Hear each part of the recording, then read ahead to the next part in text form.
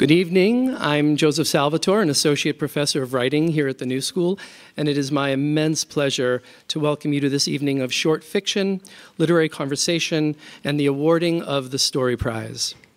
Our congratulations to the three finalists, and our gratitude to the Story Prize's Julie Lindsay, Larry Dark, and Melissa Alcott, legendary champions of the short story who work tirelessly every year to produce the smart and elegant event we have in store for you this evening. It's an honor for the New School to co-sponsor this extraordinary program with them. And this year is even a little more special. Not only is the Story Prize celebrating its 15th anniversary, but the New School is celebrating its 100th. I think a round of applause is in order.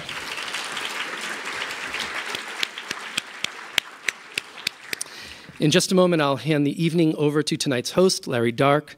But first, please allow me to thank a few people at the New School who helped make this evening possible. Ben Pharma, Victoria Richards, Elizabeth Lothian, and Lori Lynn Turner. We have a full and exciting evening ahead, and I'm delighted to be sharing this with you. Please join me in welcoming to the stage the director of the Story Prize, Larry Dark.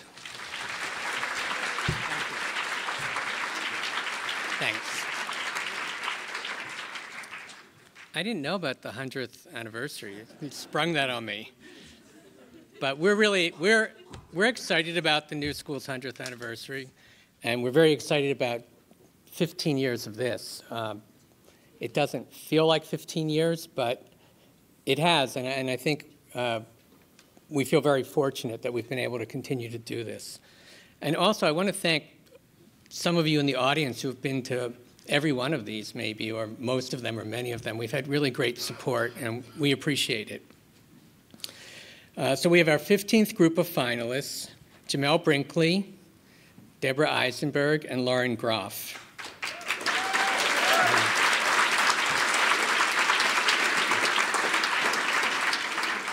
I don't want to put too much pressure on them, but I think they're going to be great.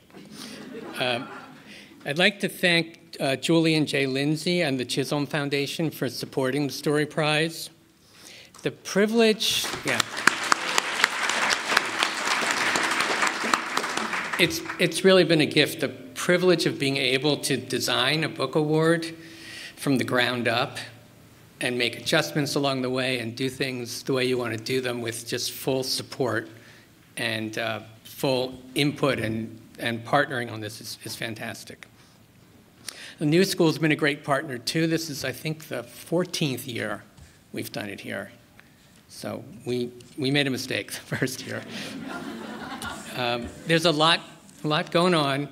I want to thank Catapult, who's the publisher of our 15th anniversary anthology, which came out yesterday and is for sale. Yeah. It has a story from each of the past 14 winners, and some of the excerpts from some of the interviews they've done on stage here.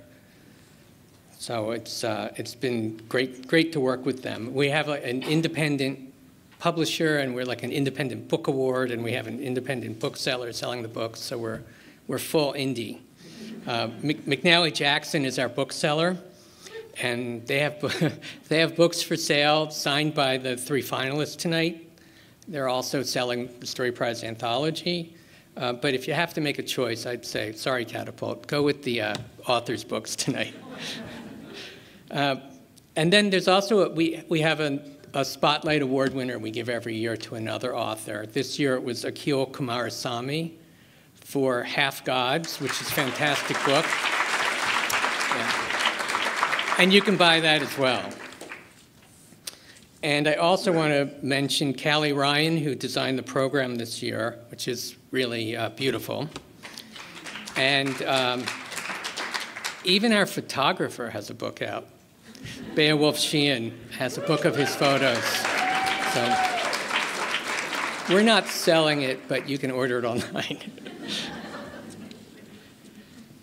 So just to tell you how the evening is going to go, I think a lot of you already know, but each of the authors will read, and then they'll discuss their work with me. And we're going in alphabetical order, so Jamel is going to be the first author. And then at the end of the evening, Julie Lindsay will announce the winner. But before that, our focus is on these three writers. And I think they'll have interesting things to say. I think what they're going to read will really impress you if you haven't read their work before. So that's our focus to begin with. Okay.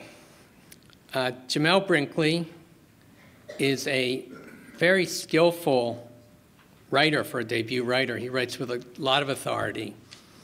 His stories focus on the most basic of human conflicts, which are familial conflicts, familiar to all of us. His characters have a sense of displacement, which is sometimes of their own choosing. And he really shows the struggles of everyday, ordinary people without really putting a gloss on it or imposing like a strong story dynamic, but just really showing it to you. So I think for some readers, that's going to bring a real sense of recognition, and for others, it's a window into an unfamiliar world. So in these well-crafted stories, the barriers between the characters and readers disappear. Jamel Brinkley.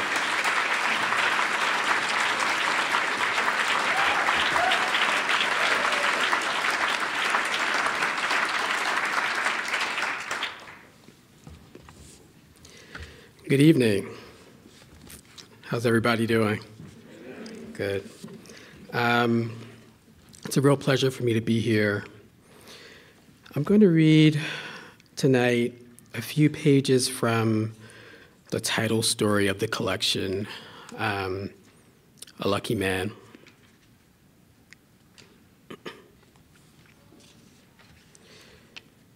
It didn't take long for James to ask about Alexis.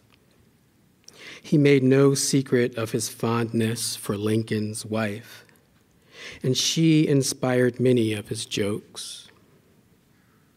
He said her first name in a familiar way, almost lewdly. Though she was 46, 10 years older than James, she could have passed for his age or younger. Unlike Lincoln, she had kept her looks. She exercised to tone her arms and flatten her stomach. The years had only improved the shape and breadth of her hips. Her face remained smooth, marked by a few tiny lines around her eyes only when she lost herself in laughter. She liked to say, "Black don't crack." When James joked, she was the inspiration and Lincoln was the target. "I'm just jealous is all, Chief. You know that," James said. "You're a lucky man. I wish I could get me a high-quality woman like that. A good woman." "A good woman," Lincoln repeated, but she's gone." James sucked his teeth and shook his head slowly, commiserating as if Lincoln had already explained everything, or as if he didn't have to.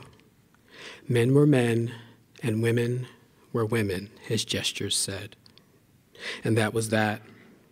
He rose from the security desk, and the students stared. "I know how it is, man," he grumbled. Then he leaned over and wrapped Lincoln's slumping body in his powerful arms. Lincoln felt like he was held for a long time. After that, James left him alone, or in a brotherly way uttered vague expressions of support. "It's going to be all right," he'd say, or "Don't even worry about it." He insisted on doing everything. He jumped to answer phone calls, hand out visitor passes, sign when the UPS man showed up with deliveries. He made sure the kids hanging out in the lounge area stayed under control. But if he thought he was doing Lincoln a favor, he was mistaken. Left with nothing at all to do, the older man had no choice but to confront his wife's face, which loomed at him now in a spectral way. When Lincoln met Alexis years earlier, they were equals. He was as handsome as she was beautiful and bright. and despite their age difference, he had as much to expect from the coming years as she did. Lincoln courted her with a passion rooted in his certainty about himself. He'd been a good student and had excelled at boxing and football. His life had been full of prizes, trophies, scholarships. He had had more than his share of attention from women and had enjoyed the warmth and cheer of many men. He thought often about the question of what lay ahead in his life, but when he tried to see its exact outlines, he couldn't. It was indistinct with light. It had been this way with her, too. At Garfield's bar, he would tell his buddies how it hurt to look at her, and they would agree, mistaking his words for their usual hyperbole about women. On one of those nights at Garfield's, it occurred to him briefly that love was pain. James kept busy at the security desk now, doing the work of both men, while Lincoln sat there with his stomach on his lap. He felt a sort of bond with James now, a familiar gratitude, but one gets sick and tired of saying thank you. When he was engaged to Alexis, his friends would tell him how lucky he was, but this was said as a joke. Lincoln would say thank you and agree, would tell them how grateful he was for her, but this wasn't true. He deserved her. This was what he believed. And he knew this was what his friends believed in. A man of a kind should get what he deserves, and if a man like him couldn't get a woman like her, then something was terribly wrong with the world. Do her friends tell her she's lucky, Lincoln wondered. Has her mother told her to give thanks for her man? She might be saying it now as they picked out plums and nectarines together at the fruit market, or sat out on the porch shelling peas. This was foolish thinking, though, just as foolish as thinking their daughter, Tamika, would spend these years breaking the hearts of any eager Georgetown boy who wasn't like her father. Lincoln came to understand that this, too, had always been part of his vision for himself, to have children who adored him, a son who resembled and worshiped him, a daughter for whom no other man would ever measure up. This was part of what he couldn't see before he married. But there was no son, and the years of their daughter's life had marked his decline. She had grown up watching it. His professional gambles with the boxing gyms and the attempts at training and managing had failed. His charm and stature no longer earned him opportunities, and in New York, he had no reputation.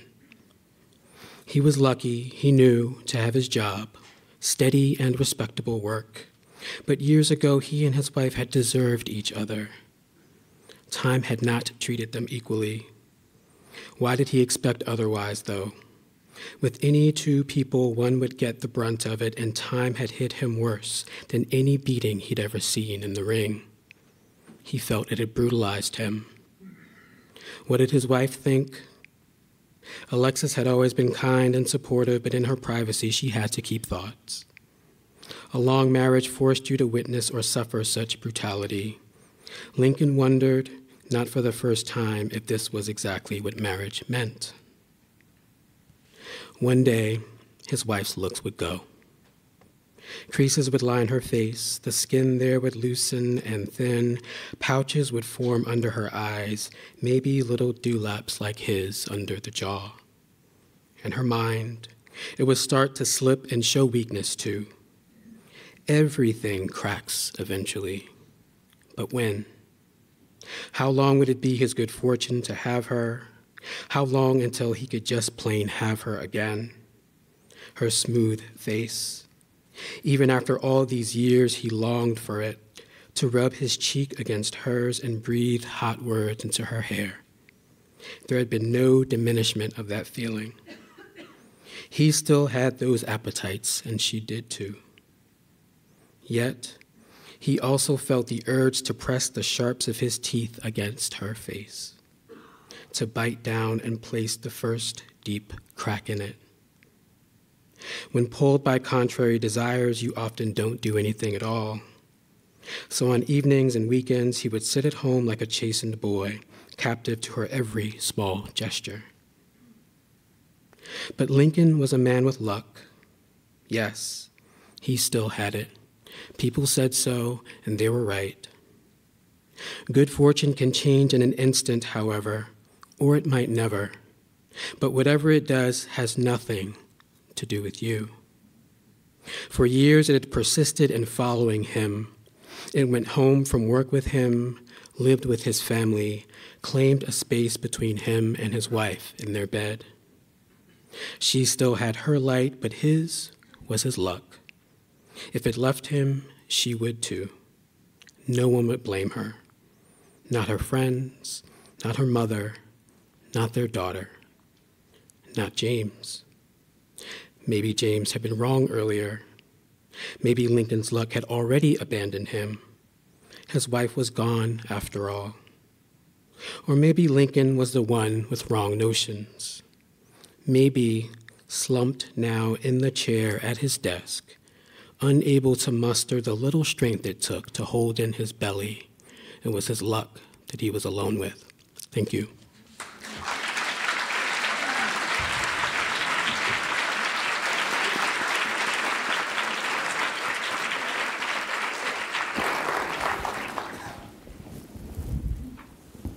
One of the things that really amazes me with this collection is your insight into people of all different ages. How do you know what it's like to be a pathetic middle-aged man? Little do you know, I am a pathetic middle-aged man. I think, as a way of answering your question, or what comes to mind when I hear your question, is something that William Trevor, one of my favorite writers, says. He was asked a similar question about how well he writes women, and he said something along the lines of, I think, to the extent that that's true, to the extent that I write well about women, he said, I think it's because I'm curious about them. Like, I'm not a woman, so I deeply want to know what it's like. And I think kind of a respectful curiosity can take you a long way. There are certain leaps of the imagination that have to happen, of course, but I think the first step is just observing, being curious, watching people. One thing I'll mention is that Lincoln, the character in that story, is a security guard at a school. And he's a security guard, a black security guard at a school. And, you know, he's one of those people at the kind of school where he works that, you know, no one pays him any mind. You know, and those are precisely the kinds of people that I'm interested in. Yeah. So I try to sort of, you know, look past who and what is in the spotlight and check out what's in the shadows. Right. Yeah, it felt like several of the characters were somewhat invisible to others. And that was really interesting. Yeah. Is the book organized by age in a progression? It seems like the characters get older as you go through it. Yeah, it's not exactly true in the way that the collection ended up being organized. When we submitted the collection to publisher, it was in exact chronological order. We switched that up, but I do think that there's a general journey that we take from beginning to end from characters who are less mature, either by age or emotional maturity, intellectual maturity, and the characters do tend to, I think, get a little bit more mature, though no less troubled. Right. But yes, that's part of the journey that I think I want readers to have as they're reading through the book, if they read it in order. Yeah, that's true. Not everyone does. Yeah. So what did determine, so that new order was more based on what they were like what their mental age was like in a way? I think so. How far developed they were rather than how old they were? Yeah, I think so. And then, you know, certain considerations come to mind too. And, you know, little symmetries or little ways the stories speak to each other that maybe are only discernible to me and my editors. But, you know, for instance, the book begins with a scene of music. You know, two guys are at a party. And the book ends also in a scene of music with two characters. Two characters are going into a bar. So something like that feels like a nice bookend. And then, you know, one thing that this is a lot of fun for me, by the way, figuring out the order.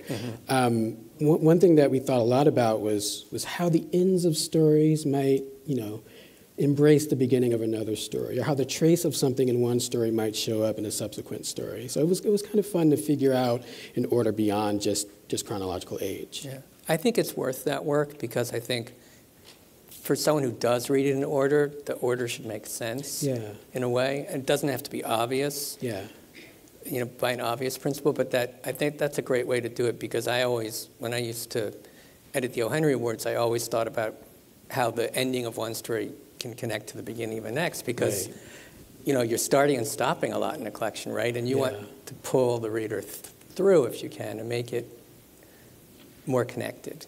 Yeah, absolutely. I mean, the mindset that I had and still have is that, I want the collection to read the way that poetry collections read. I know poets pay a lot of attention to the order of their poems.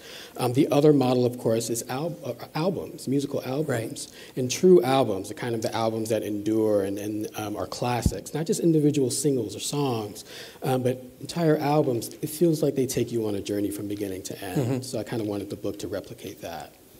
Yeah, I think that works very well. Yeah. Did you... were there stories that you left out of the book that you've written? Yes. There are about 2 or 3 stories that I wrote at the same time that I was writing the rest of these stories that, looking at them all in retrospect, I could see that they weren't speaking to each other in the ways that the 9 stories in this collection speak to each other.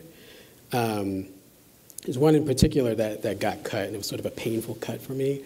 But in the end, I'm glad it happened, because I saw, despite my reluctance to let go of it, that it really didn't quite belong with the mood and tone of this book. Yeah. Oh, I think it's good to have the luxury of being able to cut to make it work, right? Yeah, I think so. Did you write anything specifically for the collection? Did you see there was a need for a certain kind of story that would maybe connect it a little bit more? No, I didn't. In fact, you know what, Larry? I didn't know for a long time that I was actually writing a collection. I was sort of writing story after story, trying to teach myself how to write stories and to, learn from my teachers how to write stories. And again, it's only in retrospect that I could see that there were certain obsessions that I must have had in certain parts of my mind that made the stories cohere, I can say, though, the longest story in the collection, which is Everything the Mouth Eats, which is about 2 brothers, that story was a story that I had abandoned and had no intention of putting in the collection, but it ended up in there due to the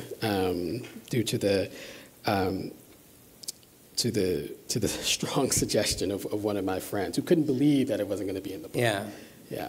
I think it works great. That's 2 brothers, right, who are trying to unravel like a lifelong conflict. Yeah. And that was a hard story for me to write. Emotionally, it was the most difficult story to write. So, but I'm glad it's there. I think it does fit. I think it fits. So at what point do you think I do have a collection? Is there a certain point, or does someone come to you and say, I think you have a collection here? It was exactly that. In fact, what happened was I got a literary agent by some miracle based on the strength of 3 stories. And the arrangement that we set up with each other was that I would send her one story at a time as I sort of revised them and polished them off as well as I could. So she would sort of accumulate one story at a time and try to send them out to literary magazines. And one day I'd sent her maybe the 7th or 8th story that I sent her. I wasn't even thinking of it as a collection at this point. So I sent her a 7th or 8th story, and then a couple of days later she calls. And she says, hey, Jamel, she says, I think we're ready to go. And I said, where are we going? And she said, go out with your book, silly. And I said, what book? Right. I didn't understand what she meant.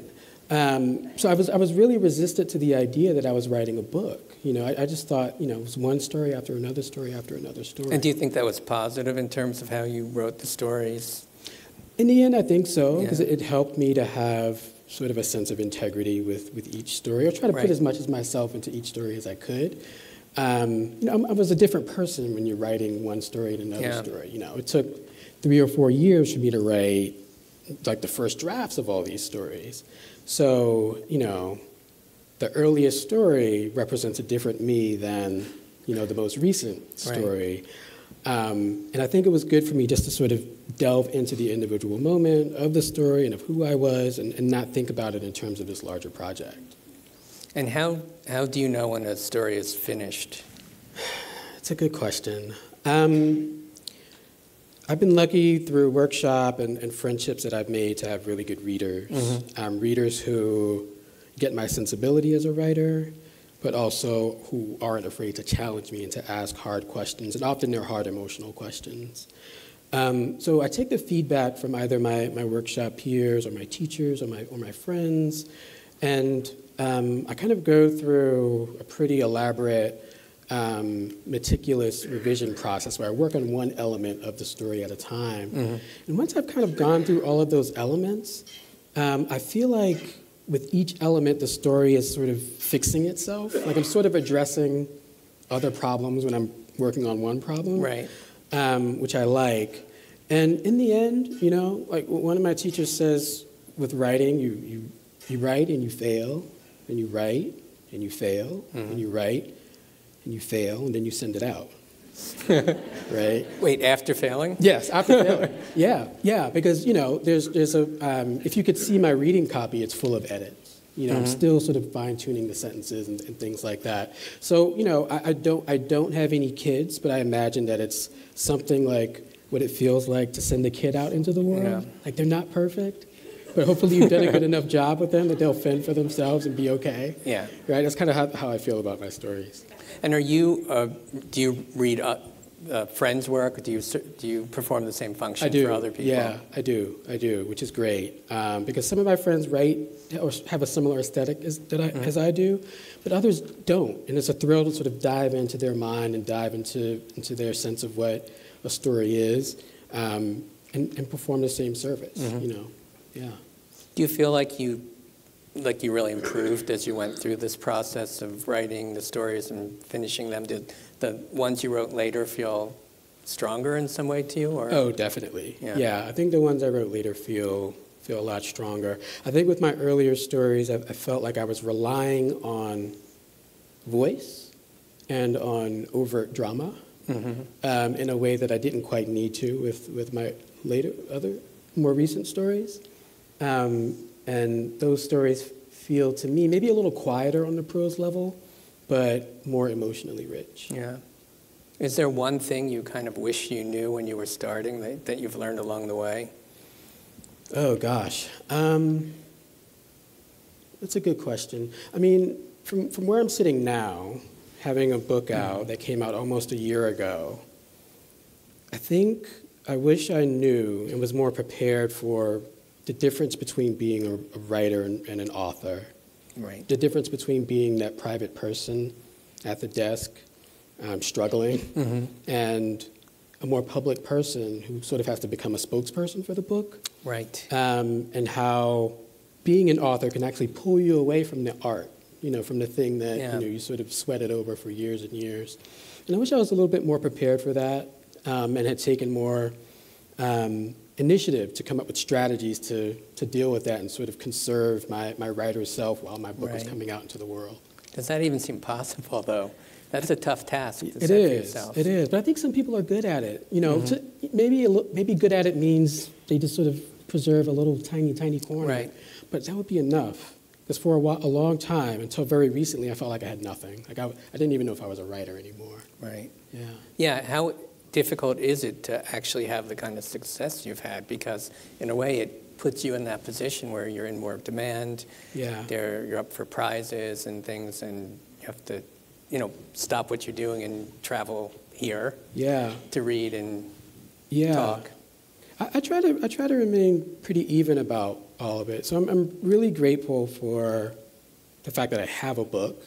It seems like a miracle that anyone reads my book. So anytime I go to an event and meet readers, or come to an event like this and see folks in the audience, when someone has read my stories and talks to me about them, every time I'm kind of astounded. So I try to always remain grateful for that. On the other hand, it's the travel is difficult. I'm an introvert, so I can I feel fine talking to you and talking in front of all of you. I'm okay. But later on, I'll probably be in the fetal position. So yeah, I just try to sort of, anytime I sort of complain about being on another airplane or whatever, I'm just sort of like, look, this is what a lot of writers dream of, and I have to, sort of remain grateful for that. What do you see, well, you're probably already working on what comes next. Yeah. Is there anything you can share with us about what your next book might be? I don't know what my next book will be. Right now, because of sort of the short intervals of time I have to work on writing, I can't really work on anything long. So I'm working on news stories right now, and have 2 news stories in the works in very early stages of development. But right now I'm writing stories. I don't know if that means my next book will be a collection, but that's what I'm working on right now. Yeah, that's encouraging, because sometimes I feel like we have a debut author of a story collection, and they're on a novel. They've been pressed into that. And you've learned a lot by doing this. You've gotten better at it. Right. And it's hard to put that aside to do something different. So I'm glad that you're going to keep writing stories, because I think you're very good at it. Thank you. Thank you. Great. Thank you. Thanks.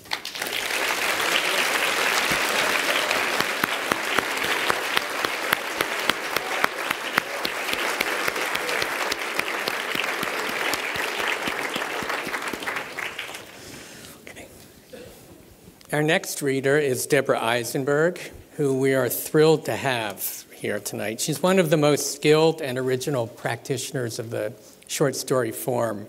I don't think her stories are really like anybody else's. She writes with a lot of wit. She's laugh-aloud funny, but also profound. And her stories follow their own logic, their own strange logic, I might say, with jumps in time and shifts to other character points of view sometimes. You're really going on a little bit of a trip with her when you read her stories. It invariably takes you on a thrilling and unexpected ride. But as a reader, we trust her absolutely, and getting there is more than half the fun. Deborah?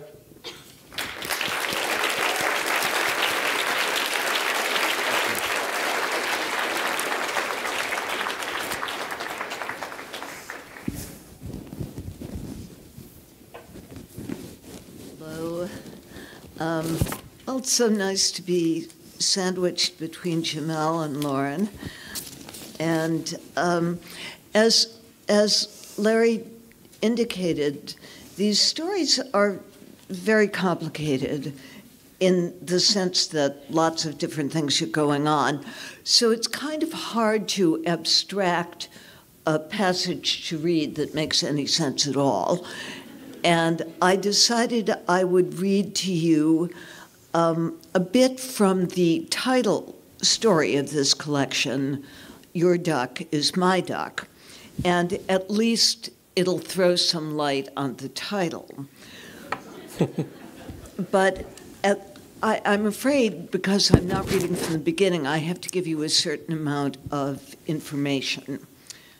Bear with me, please.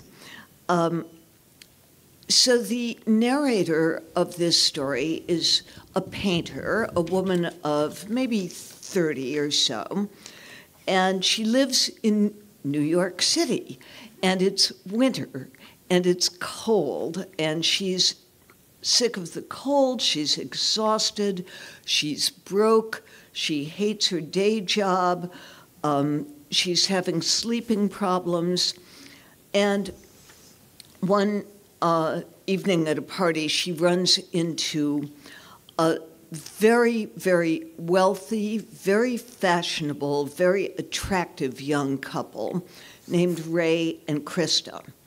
And it seems that they have bought one of her paintings. And they say, hey, okay, well, you're cold, you're exhausted, you're sick of your day job. Come visit us at our beach place.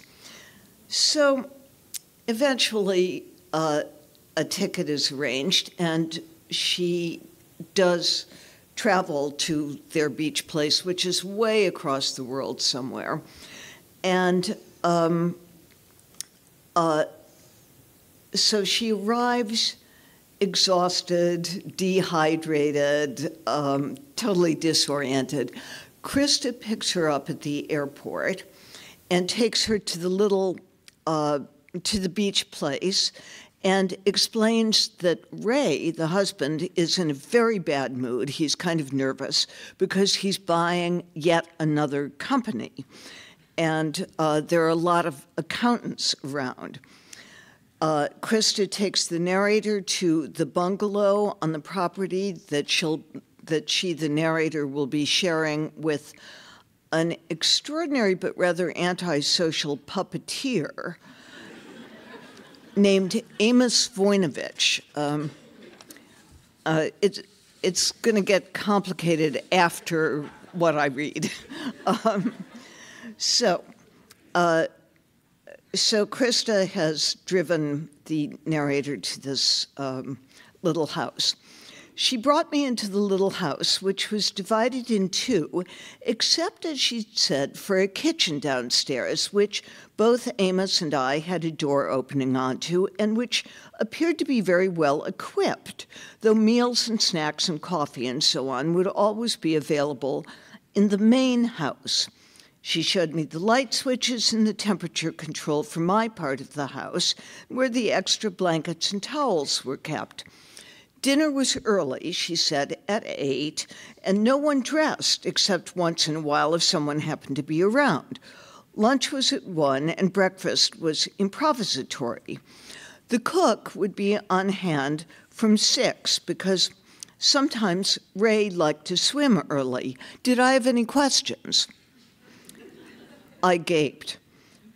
Guess not, I said. Should I? Yeah, come on over whenever you want, she said, and gave me a quick, squeamish hug. So, welcome. What was not dressing?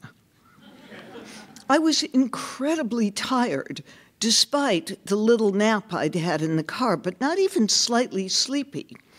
I opted for jeans, which were mostly what I'd brought, and when the clock on the night table informed me that it was 7:45, I went over to what I assumed was the main house and wandered through empty rooms until I happened upon Krista, who was wearing a little vintage sundress the color of excellent butter.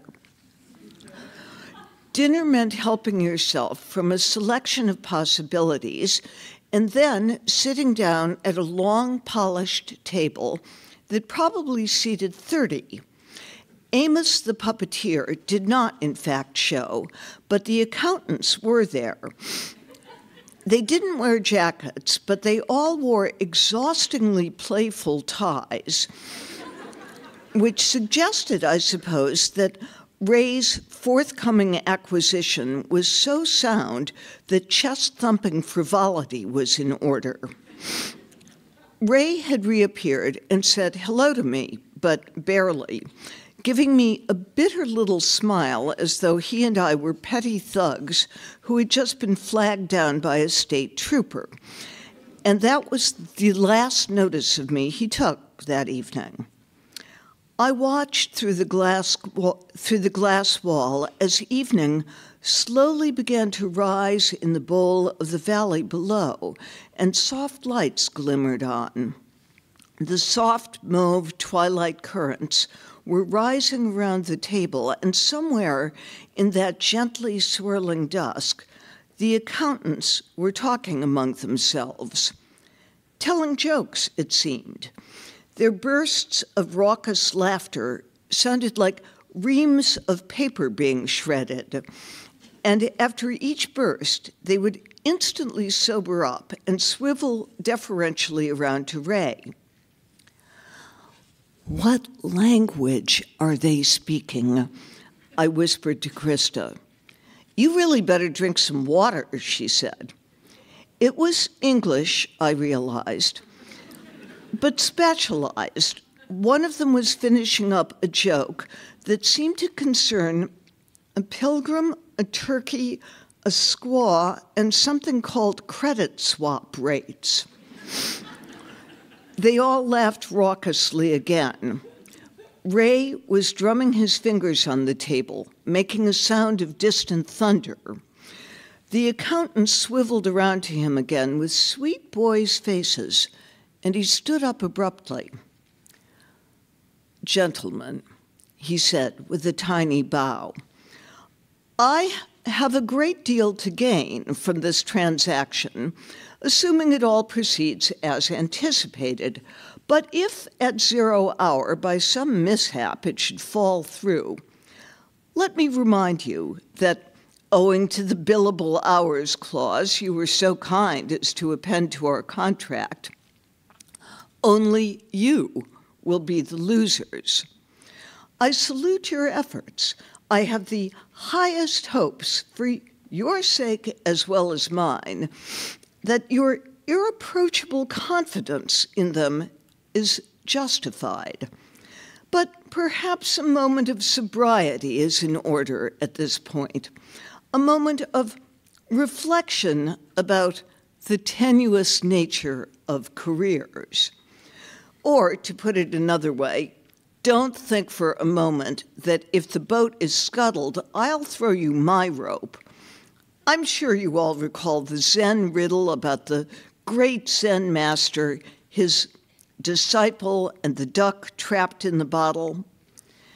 He drained his large glass of wine, glug, glug, glug. Everyone recall the master's lesson. It's not my duck, it's not my bottle, it's not my problem. He slammed his empty glass down on the table and wheeled out. What did I tell you? Krista said. What did she tell me? I had no idea.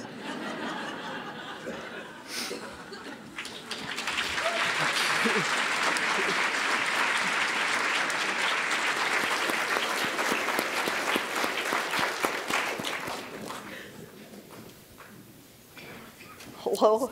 Hi. I'm holding this right, yes? You can just put it down. Okay. Because the microphone's doing the work. Okay.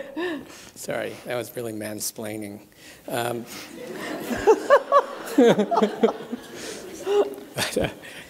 That story about the duck in the bottle, is that something you made up?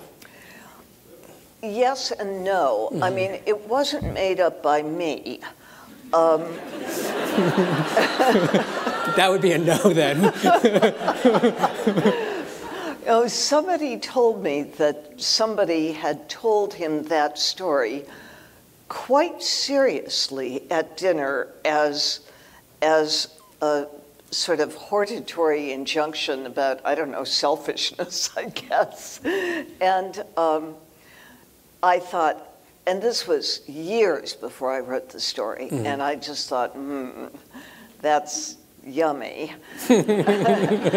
And I looked up the story eventually when I was writing this story, and I found it online, but then it disappeared again. And I can't believe that it really is a Zen koan of any sort. Seems very un-Zen-like. Yeah.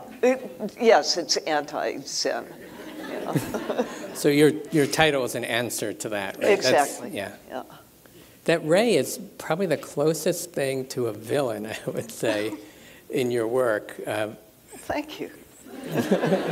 Because really, I think most of the people are empathetic, but it's. Yes. But he's a type. Yeah, there are people like that. Type. Yeah. Do you know painters? Did you have insight into that? Is that why you chose to make the character a painter?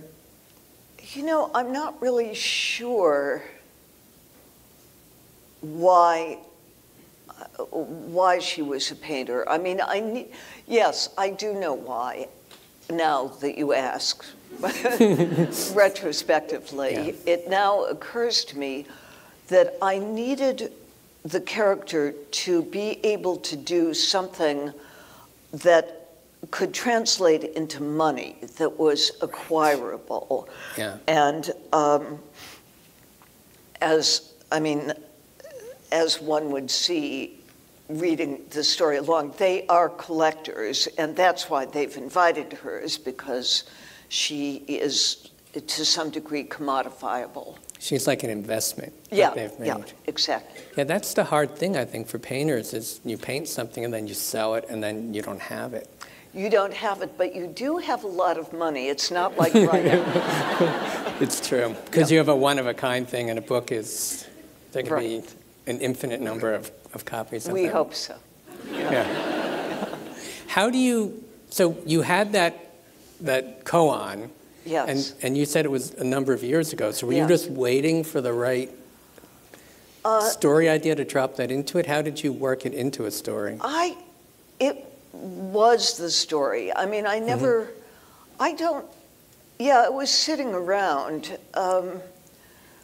But, you know, I'm totally mystified, and I don't think I'm alone. I've heard this from other writers, that when you finish something, you know, you work and work and work and work, and you're sitting there just furiously working, maybe over a long period of time, and you finish the thing, and you think, how did that get there? Mm-hmm.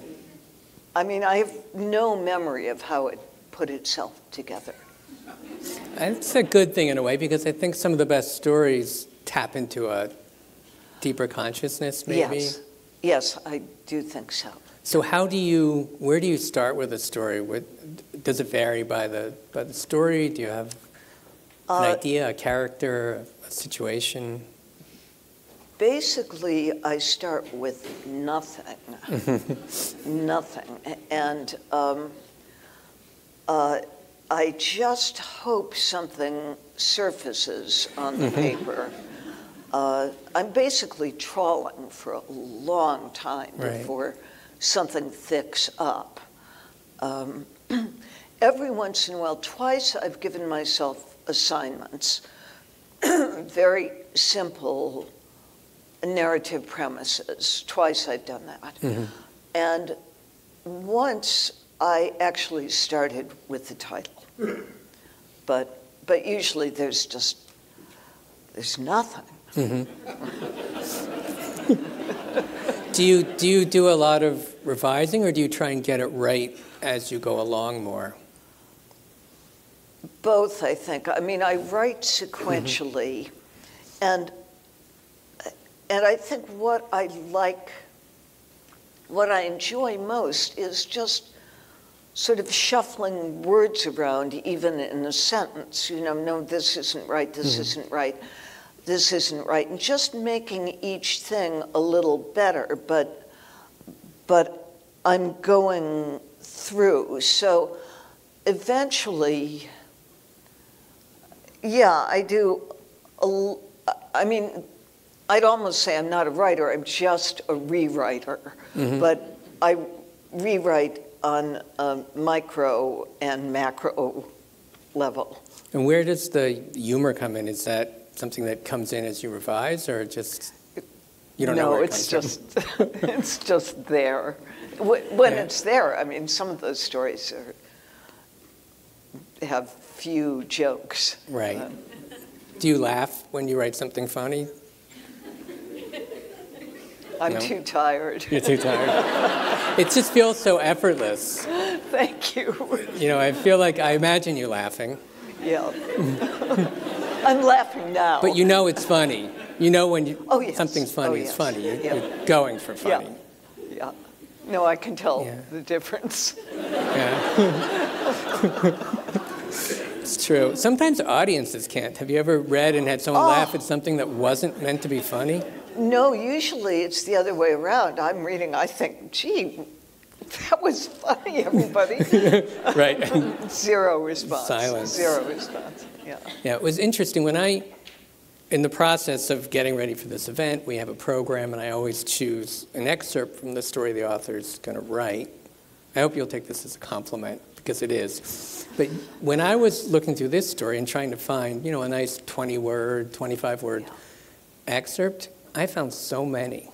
Oh, great. Sometimes I have trouble, like I'm reading deep into the story, and I haven't found anything yet that would be a nice little blurb. But and that's what made me, I think, see that's probably part of the care that goes into it when you revise and get the order right. Not a question, really, but It was better than a question. I'll just keep going. So it takes you, this is something well known, but it takes you a while to put together a story collection. How long was this one in the works from the? Oh, gosh. I mean, when was my previous collection? I think 2006. So it's taken all that time. I am very, very, very slow. Right. Do you, I mean, is that something that you feel works for you, or is that something that frustrates you? Oh, infinitely frustrating. Right. I mean, it's not that I'd like to be faster. I don't care how fast I write, but it's extremely frustrating to write badly, which is mostly what I'm doing. It's very, and when I say writing badly, I don't mean that I can't put a verb and a noun in a sentence. I mean that I don't know where I'm going. That something is inert, that I'm not finding the life that should be in something. It's not adequately interesting. Most of what I do is boring, terrible, and goes into the shredder. So you discard those stories? Yeah. I mean, they're not stories. They don't get any, they don't, lift up from the mud and turn it into a living being. Right. And that is this story, do you see a development as you continue to write from story to story? This one, I felt there was a lot of, they seem very free. There seemed to be jumps in time. There's a story where you see the character as a child, and then as a young man, and then as an older man. Is this something that you would say is new to you? I mean, it's not like I'm unfamiliar with your work, but I'm just curious about whether there's some development. It makes me very happy that you used that word free, because there's something that's actually very paradoxical, I think, about writing. And I do think maybe these stories are freer than my previous stories, and that it's been working in that direction. But there is a paradox that I think people think that if you work on something, that you can overwork and kill something. But in fact, it works the other way around. I think that you liberate something, you free something. And that takes a tremendous amount of work. It's counterintuitive, it's paradoxical, but yes, and I feel,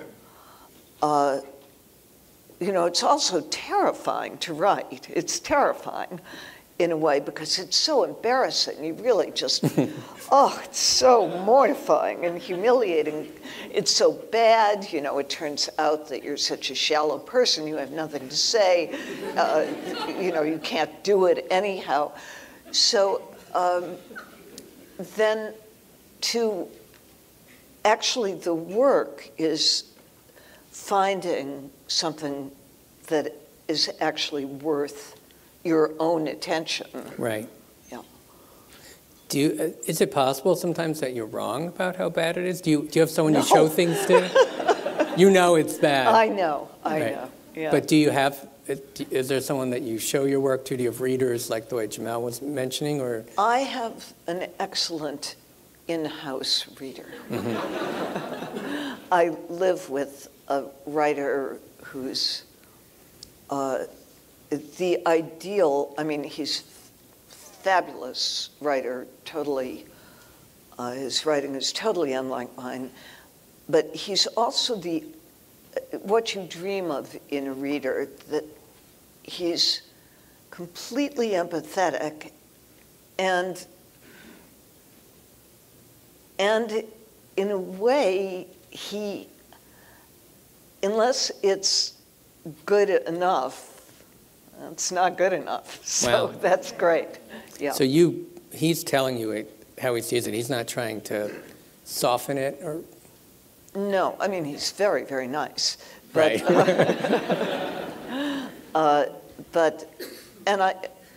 it's not, I don't show him much until I'm finished. Mm-hmm. Right. And he pretty much takes my word for it, but sometimes just even, it's very useful to have somebody say, I don't understand X. I don't understand it. I mean, to me, that's the most useful thing that a reader can say. I don't mean, it's not useful to hear, I don't understand why you wrote that, or I don't understand what you're talking about. Right. But I don't understand why that person is wearing a propeller beanie. That's useful to hear. So you cut the propeller beanie. No, I think... You make it make sense? Yes, right. I think that's I know better. why he's wearing a propeller beanie. Why don't you? Yeah. At what point in writing the story do you feel like you have a grip on it and that it's going to be something you can finish and that will turn out? It's a long time. Mm-hmm. I mean, I don't know how many people here have seen Melancholia, the wonderful Lars von Trier movie, but there's scenes of two women sort of walking through horrible mud and swampy stuff. That's what it feels like for a very long time. Yeah, and I just think, oh, how am I going to? And there's one story in this collection, which I'll now advertise. It's upside down, by the way. Oh, whoops. There's a story called Merge that I just thought, I'm never going to be able to do this, ever. Right. And that's unusual. You have some drawings and some handwritten postcards and things. Have you ever done that before? And how did that come to you to start to insert those? That was a real stroke of luck, and that actually was a start to that story. That someone was auctioning off postcards from writers for some reason, and kindly asked me to write a postcard. And I wrote a postcard, and I thought, oh, wait a minute, that's really interesting. So I started with that postcard. Right. Huh. Yeah. That was the genesis of the whole story. Yeah. And is it actually one of the postcards that's in it's there? It's a little different, but basically right. It's a similar postcard. Right. Yeah. That story reminded me of A Handful of Dust. Oh, how amazing. I haven't read that for decades. Without giving away too much. But yeah. Decades. Yeah. I loved it. I don't remember it at all, but well, or maybe I plagiarized. No. It didn't 100% remind me of A Handful of Dust, just a little bit. Just because there's that, and actually I don't worry about giving away because I think the real experience of reading the story is reading it, not knowing what's going to happen. Yeah. But just the person who gets so far from civilization that they can't come back. That's the part that reminded me of that. Right. If you remember that. I'll reread it tomorrow. Okay. I feel like I've given you homework. Good. Thank you. This is probably a question you've been asked a lot, but why do you think you're better suited to write stories than something longer? I always loved reading stories. I loved them. And I think, I mean, I have to admit that and I think that anybody who does happen to read something that I write will notice that I'm not really that interested in a classic narrative arch. Mm-hmm. I mean, you indicated that nicely. And really what I like is a kind of layering. Mm-hmm. I like a sort of almost a vertical thing rather than a horizontal thing. I don't know why, I like that. Like a big stack of pancakes. Right. Yeah. So you're a vertical writer. I'm a vertical writer. I think of them as sort of vertical novels, sort of all. Interesting. Okay, thank you very much. Thank you so much. Thank you. I'm going to go up there. Okay. Thank you. Thank you. Our third reader tonight is Lauren Groff. And her book is called Florida. It's a book of beautiful, fierce, kind of uncompromising stories that provide a really immersive experience. Finishing one of her stories is like waking up from a dream. Though no story in the book is called Florida, and not every story is set there, the state provides a focus to the collection that recognizes the perils lurking beyond civilization's thin veneer. Lauren?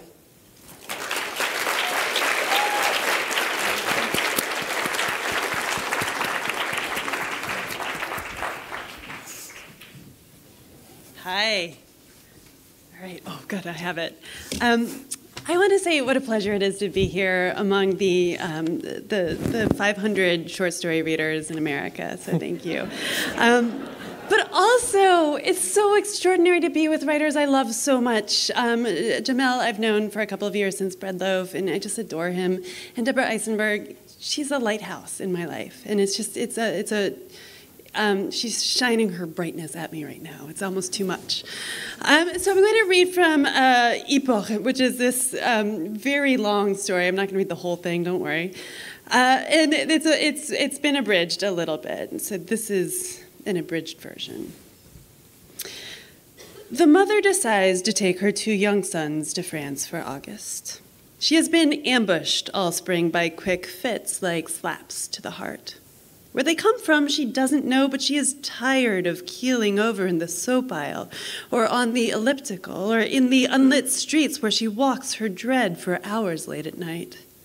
Also, Florida in the summer is a slow, hot drowning. The humidity grows spots on her skin, pink where she is pale, pale where she is tan. She feels like an unsexy cheetah under her clothes. These reasons seem slight, dread and heat. So she tells everyone that she has to do research on the writer Guy de Maupassant.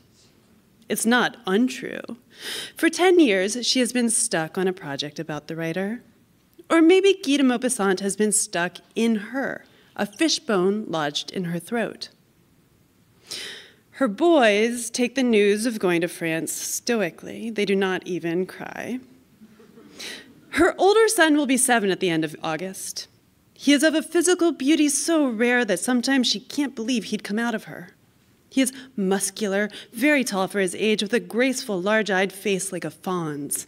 His beauty is mitigated by painful shyness and extreme sensitivity. He's like a perfect windless pond, her husband once said. You throw something in just to watch it sink, and you're going to see it on the bottom staring back at you for the rest of your life. The 4-year-old is different. He is sunny, golden. He sucks his thumb even though they paint a bitter polish on it. He carries around a cat puppet called Whoopie Pie. He makes friends with everyone. After the endless flight, during which he vibrated and did not sleep, on the train from de Gaulle to the rented apartment in the 11e, he shows a big-boned German girl his tiny red backpack. The girl was crying, but when he climbs into her lap, sucking his thumb and reaching back to fondle the girl's ear, she clutches him to her and puts her eyes in his hair. The mother worries that he smells rancid. His skin is still covered in the milk he spilled all over himself back in Orlando and that other Florida life she already doesn't regret having left behind them. In the morning, they get up very early and take a train to Rouen, where at the station they rent a Mercedes for the drive west to the Alabaster Coast in Normandy, where Maupassant was born and where he returned again and again. The mother drives feeling fat and wasteful and American in the Mercedes. She's never understood the purpose of luxury cars, but she couldn't drive a stick shift on the tight cliffside roads or she would stall the car and kill them all. The trip should take an hour, but they get lost in the twisty, tiny villages, and the 4-year-old pukes on whoopie pie, then falls asleep, and the 6-year-old cries quietly to himself when she yells at him to stop whining about the smell, and she has to crack the window to settle her own stomach, and then drizzle whips incessantly into her eyes, and she pauses in Fécamp to ask directions of a man who pretends not to understand her French when she knows irritatedly that her French is, in fact, quite good. She is shaking when at last they swing down a steep hillside into Yport. It is a fishing village, all silex and brick and stone streets and hills. There's a small curve of beach covered in fist-sized stones, bracketed by extreme cliffs that are disappointingly not white, but creamy beige limestone with horizontal veins of gray flint. She parks in the lot at the casino. "We're here," she says. "We're where?" the older boy says. They look together through the windshield at the empty gray beach, the gray ocean, the gray sky overhead. "Nowhere," he says darkly. When she steps out, the wind is chilly. The gulls scream overhead, but she feels a looseness in her joints, a wildness that she identifies as freedom from the doom that had awaited her just around the corner at home in Florida, that she'd even felt watching her in Paris. Yport is so small, so anonymous. It has gone downhill since Renoir painted it. Surely her bad pet Dread would never think to look for her here. Down on the beach, the boys chunk rock after rock into the boiling waves. They like the rattle the stones make on the hard bottom in the troughs and the gulping sound the stones make in the crests. They climb into a cave in the cliff that is shaped like the nave in a church, but get spooked. She admires the way the wind tousles the older boy's dark hair, and she doesn't notice when the little one strips quickly to his underoos and runs into the rough waves. She sees only a flash of gold hair going under. She wades in and drags him out. His skin and lips are blue and his face is startled, but when the older brother laughs at him, he laughs too. It is so cold in the wind. Her skirt is wet and the little one is shuddering. There's a small set of tin shacks on the beach for souvenirs, fried seafood, gelato. There, protected by a lufting sheet of clear plastic, she orders 3 buckwheat galettes with cheese and egg and 1 salted caramel crepe for dessert. At home, they eat sugar only on holidays or in emergencies. She knows it's a poison. But she wants her boys to love France and has discovered of herself that she isn't above bribery. She holds the little son against her skin under her shirt and cardigan to warm him up. Then the bigger one says that it's not fair. He's cold too, and so she makes room on her lap and lets him into her cardigan. She isn't hungry, so she drinks her local cider and lets the alcohol warm her.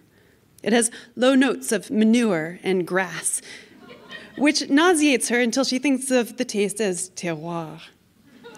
This is what Guy de Maupassant tasted long ago, she imagines, sitting in the same salty cold. Atop the cliffs, there are emerald meadows of grass blown back by the wind like pompadours. There are tiny white specks that she squints to see. "Cows or sheep?" she asks the boys, and they make fun of her terrible eyesight and finally say, "Sheep, Mommy, geez, definitely sheep." She holds them in her arms and sniffs their necks and imagines one iconoclastic sheep, after a long life of envying the birds in their graceful rest above the sea, coming to a sudden decision. He'd take a step to turn gloriously bird. Then he'd meet the ocean, turn jellyfish. When the boys finish their food and hers, they slide to the ground. Her dark green cardigan is stretched hopelessly out of shape, streaked in yellow with yolk. The house they're renting is sparse, which suits her, all rock and wood and white plaster, 3 rooms stacked atop one another, connected by a spiral staircase. Someone's grandmother's furniture. There's a table, chairs, a couch and television downstairs, a trundle bed and a bathroom on the next floor, and at the top, her tiny white room with only a queen-size bed in it. There is dirt on the windowsills, long hair, and sand in the drains. The 2 skylights in her own bare white room at the top are open, and she sticks her head through. On one side, she sees only sky, the daydreaming sheep above the cliffs. But the other is full of slate rooftops shining like damp skin. Everything she sees from here is striped. The red and tan clock tower at the center of town, the roofs of blue and white tin cabanas on the beach, the creamy cliffs with their veins of flint, the ocean's navy with white caps, the tiny people walking the boardwalk in their mariner shirts. The wind is raw on her cheeks. In the morning, there's a tiny freezing body climbing under her warm duvet, then another. The boys fidget but stay quiet, all elbows and knees knocking her sides, cheeks on her arms and chest. They watch the sky lighten overhead. She hadn't shut the windows and the room is frigid, the way her bedroom had been frigid when she was small and her family lived in a drafty antique house in upstate New York, and some nights she'd watch wind through a crack whip a thin string of snow across the room to settle in a tiny, perfect nipple in the fireplace. At the bakery, she makes the boys order what they want in French, and the baker looks at the mother kindly and holds her hand for a moment when she passes over the warm twists of pastries. And all the way home, the mother feels the baker's fingers on hers. Not many other people are awake in Ypres. A man bullying his spaniel down the street. The fishermen winching their boats with the long chains down the beach and into the channel. Here it is, the France the mother loves. The butter and pastry in the mouth, the cobblestones, the picturesque dawn with almost no French people in it. Right, thank you.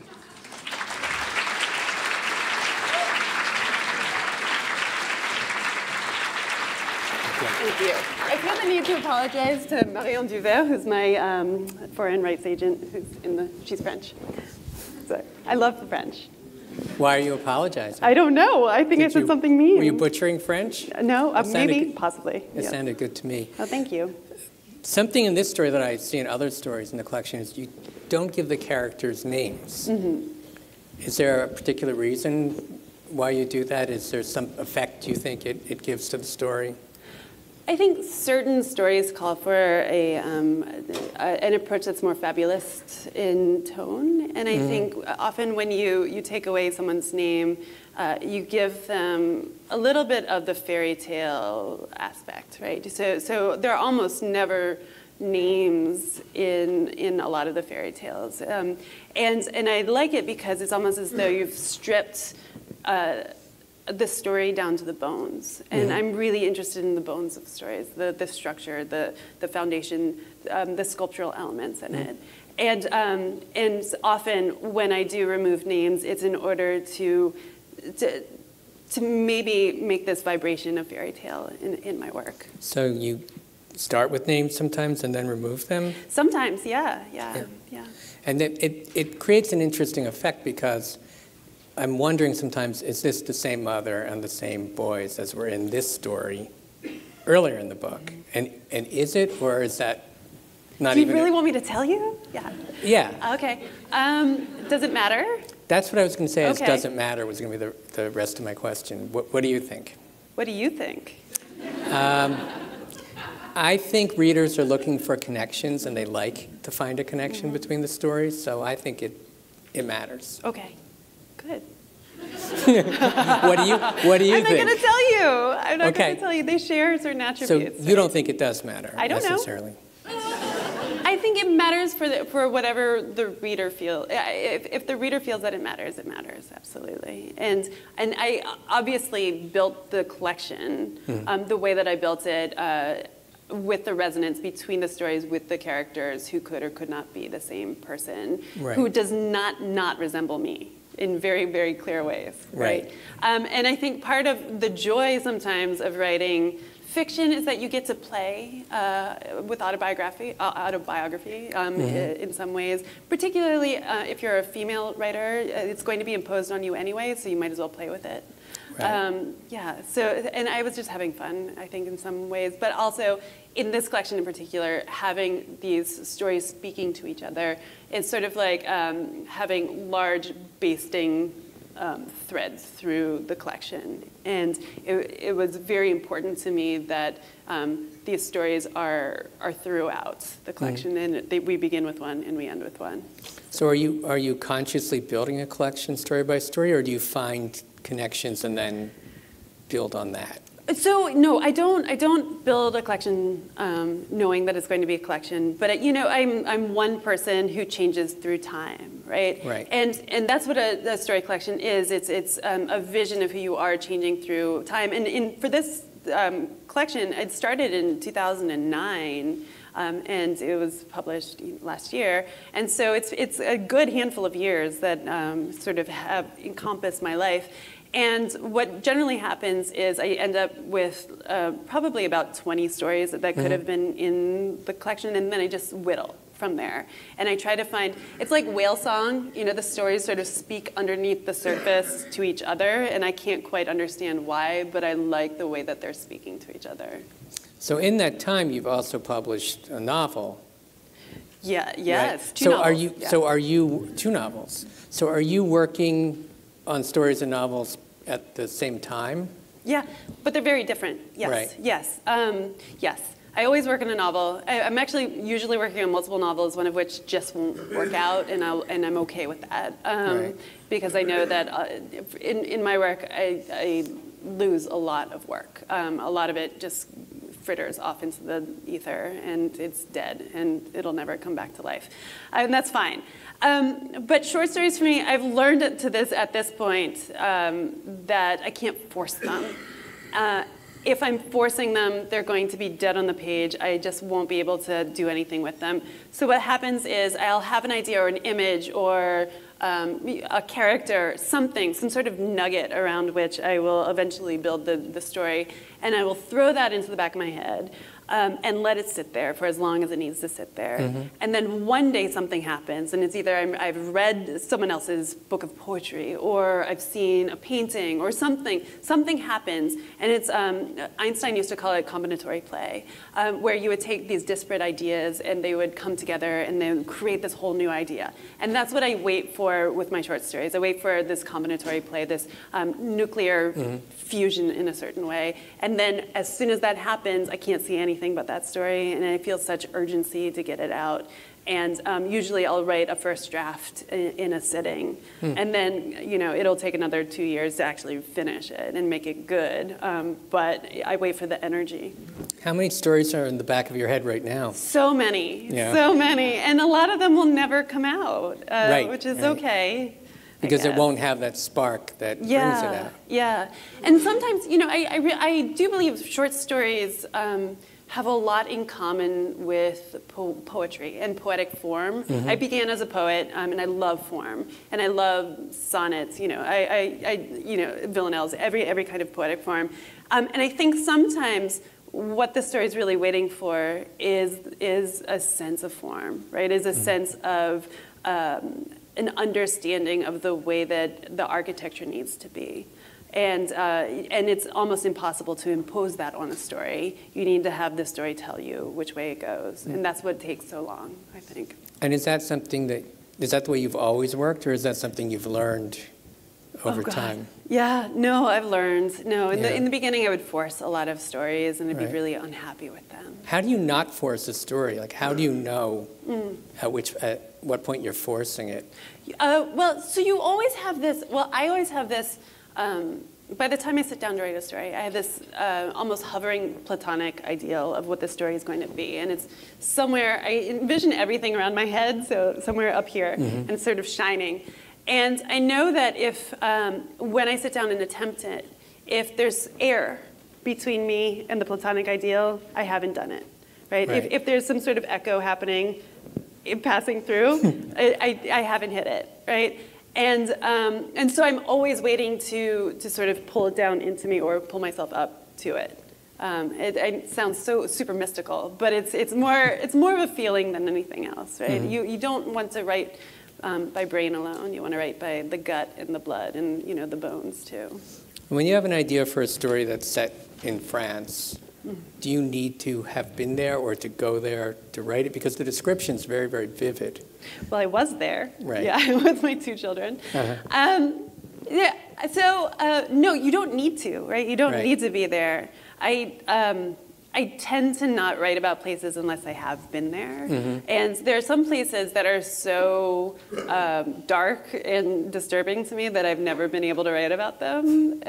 So maybe someday they will. Madison, Wisconsin, I have yet to write about that place. But I love it. Yeah. Speaking of place, at what point did you think that Florida was a good title, a good way to connect the stories, and why did you think that? I thought it was, I liked the title from the beginning. I knew that it was talking about dread. I guess I'm just a really anxious human because most of my stories come out of this sense of anxiety, of dread. And there's something uniquely Florida about this idea of dread. And it does not share it among other people in particular, and I get yelled at a lot about it. But for me, Florida has this sort of perilous feeling of almost porous safety, right? And domesticity. And there's a lot of environmental trauma and a lot of vulnerability, right, in the environment also in Florida. And so it's this very, very tender space for me. And I just saw that this sense of dread and anxiety linked all the stories, and I was calling that Florida. Now, my Florida is not everyone else's Florida. Right. I want to make this very clear because I don't want you to yell at me. I'm done. There's so many. You can say anything you want about Florida. Are there? You've gotten angry responses to the book? Really? Yes. Yeah, that's okay. I don't care. Just personally, or reviewers? Or no. How did that come to? How do you hear about that? Well, so for instance, the first talk I gave for this book was in this great bookstore called Books and Books in Coral Gables, which is Mitchell Kaplan, an amazing man. And this woman had heard me on NPR talking. I was trying to be funny, talking about Florida. And she stood up and she was shaking with anger. And she said, I was born in Florida. I'm, 83 years old, and I have never seen a snake. Because there's snakes throughout this book. And I was like, do not go outside, right? I see snakes 3 times a day. Maybe you're just not looking. And is this the first time you've really been around snakes to that extent? Oh, God, yes. I mean, yes. My sister was, when she was a kid, she was a very adventurous child, and she had a bunch of pets that I hated. She had a tarantula. She raised cockatiels from eggs, and she sold them. She's a nut. And so she had a couple of snakes that I hated, but, But you're not phobic, necessarily? Well, now I am. Just because they're out? Because they're out there? Yeah, yeah. I mean, they're beautiful. Right. But I don't want to touch them. I think most people feel that way about them, I would say. There aren't a lot of snake lovers. There are some, and you have a character who's one. Yeah, yes. So, and then do you think about those things as like a motif within the collection, or that just is happening, that there are snakes in several different stories? I mean, as you're building the collection out of the stories that you already have, you don't want it to be top-heavy in any single direction. So you do have to think about which way a theme like that is coming through. But it's just my daily reality, to be honest. I have 2 little boys who love snakes, and so I mean, they've walked in with little writhing rat snakes in their hands, and it's fun. Nice. Yes, it's good. Did you, I think I've asked the others this question, but at what point do you know that you're building a collection? Is there a critical mass of stories? Yeah, I think there's some desperation that happens where you have enough stories and they all feel weighty enough that you need to sort of work your way through them and understand what it is that you've done. I think when you're assembling in a collection, there's a lot of retrospective understanding as opposed to I mean, it's the same with a novel. You don't really know what you've written in a novel until you're live on the radio and someone asks you a question, and then you have to scramble to figure out what it is that you're saying, right? But with the short story, that all takes place in the privacy of your own home. So it's a little less revealing, a little less vulnerable. And how do you think about putting the book in order? Does that just come naturally to you? Is it intuitive? Or no, do it takes a long time. Yeah, and it's like music, like Jamel said. It's you have to hear the way that they're singing to each other. Right. It's really important. And you want to keep stories that might be somewhat similar, or you want to put them apart or together, or probably apart. Yeah. But I also want my story collections to be an argument, right? So I want them to start in one place and develop through each subsequent story. And then the final story in my collection, for instance, in this one, was the last story that I wrote. And I think I probably, at that point, I knew the other stories that I had. And I had failed for 12 years to write this book about Guy de Maupassant. And I knew that it was going to have certain elements of domesticity, of Florida, of not liking who I was in Florida, of, oh, not I, the narrator, of not being able to write this thing, of motherhood, of the end of the world, of climate change. All of these things had to be rolled up into this one thing. And so that story, I did feel as though that was the point where the argument that I was making throughout the collection got fragmented into 100 different arguments. And that's what I want at the end of a story. I don't want any doors to close, but I do want a sense of refraction through a prism. That's what the final story should be, I think. I believe. That's it. So you really think about how the book's gonna end is really important. Yeah. And the first story, was that one of the last ones you wrote? No, no. So the first story is called Ghosts and Empties, and it's about a woman who's not me, walking through her neighborhood and sort of being a voyeur. By the way, there's a woman in my neighborhood who really thinks that I am a voyeur, and she hates me. But no, that was one of the middle ones. Yeah, I don't. But it was.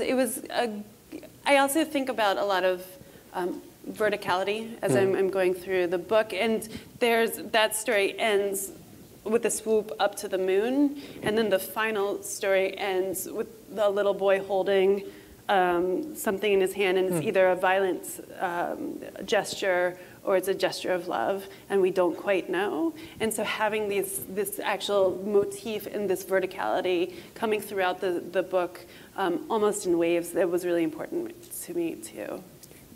Well, thank you very much. Thank you.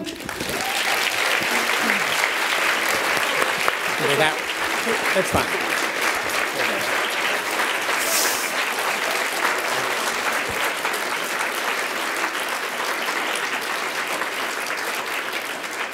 Let's hear it for all three of the authors. I think they really did a great job.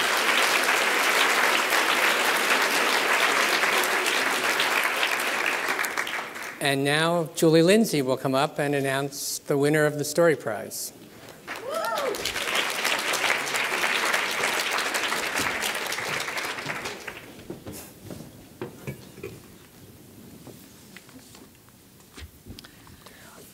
Jamel, Deborah, and Lauren, thank you for your readings and conversations tonight. And thank you to this year's judges for selecting the winner. All three collections were so different and each so wonderful. The mission of the Story Prize today is the same as it was 15 years ago when we founded the prize, to bring focus to the short story and the remarkable artists who create them. 2 finalists this evening will take home a prize check of $5,000 each, and the winner will receive the grand prize of $20,000. Our congratulations goes to this year's winner, Lauren Groff, for Florida.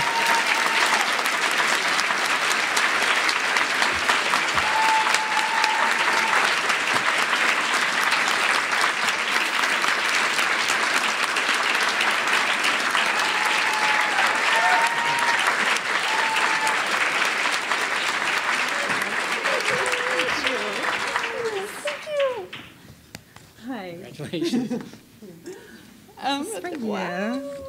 I get a bowl. This is so exciting. Can I tell you a secret? In the past, when I've been a finalist for things, I've written really beautiful speeches, and I didn't do that tonight. But I do want to say thank you. Thank you, Story Prize, thank you. And I will say thank you, many, many thank yous, because I finally get my chance. Thank you to Debra Eisenberg and Jamel Brinkley. Your work is astonishing. Thank you. I love you. Thank you to my family who are not here, but I had to say it. And my husband who actually, is taking care of my children. It's important. Thank you to Bill Clegg, who was, I adore you. And he read my first published story and contacted me. And he's been stalwart since day one. So I love you. Thank you. And Marion, thank you. And Riverhead, you guys are the very, very best. Sarah McGrath, Jeff Klosky, Helen Atzva, Jen Dilling Martin, I almost forgot your name, but I love you. And everyone there.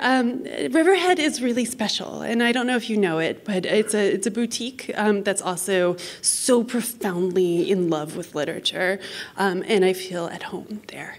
And thank you to the Story Prize magicians. Anything that brings stories to a larger audience is so vital and important. Thank you to you for being here. Thank you. Thank you. Stay here for a minute. You should take a picture. Thank you for coming. See you next year.